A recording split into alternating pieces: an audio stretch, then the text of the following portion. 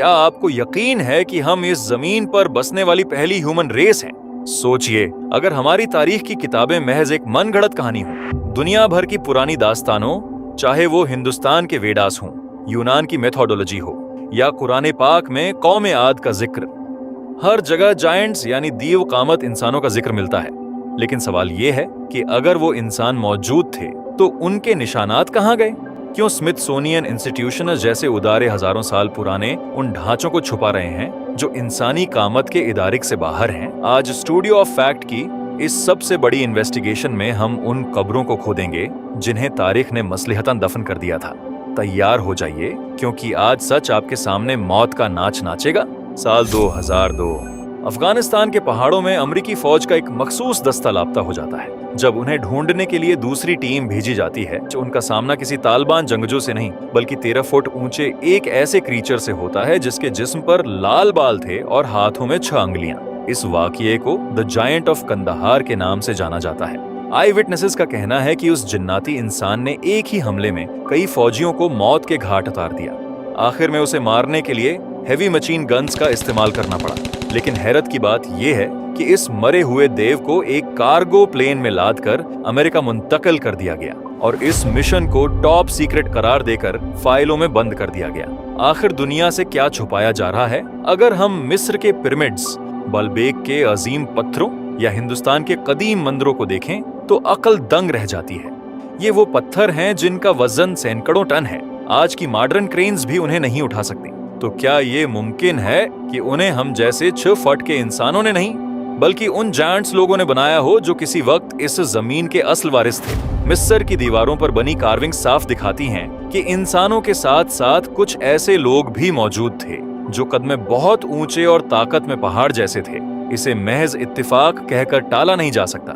ये एक organised conspiracy है ताकि हम अपनी असल कुव्वत को पहचान न सकें।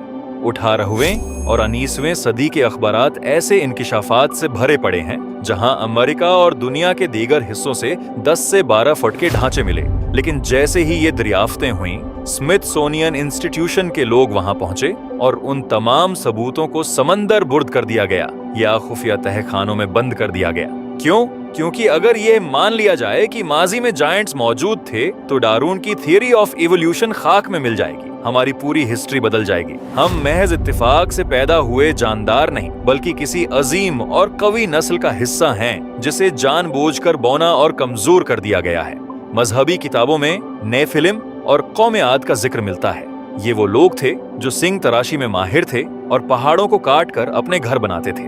उर्दून में मौजूद पेट्रा और सऊदी अरब में मदाइन सालिह के मकामात आज भी गवाह हैं कि वहां बसने वाले लोग आम कामत के नहीं थे। उनके दरवाजों की ऊंचाई और इमारतों की बनावट चीख चीख कर कह रही है कि यहाँ रहने वाले इंसानों का कद 20 से 30 फुट तक था। साइंस आज उन मकामात को महज टूम्स कहकर खामोश कर देती है, लेकिन सच तो ये है कि वो बस्ती जायंट्स का मस्कन थी। सवाल ये है कि अगर वो इतने ताकतवर थे तो खत्म कैसे हुए? कुछ नजरियात कहते हैं कि जमीन की ग्रेविटी में तब्दीली की वजह से उनके बड़े जिस्मों का जिंदा रहना नामुमकिन हो गया। कुछ का मानना है कि एक अजीम सैलाब या आसमानी अजाब ने उन्हें जड़ से मिटा दिया।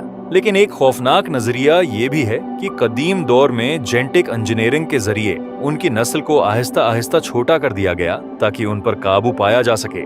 आज हम जो इंसान हैं, शायद हम उन्हीं अजीम इंसानों का एक कमजोर और बोना एडिशन है।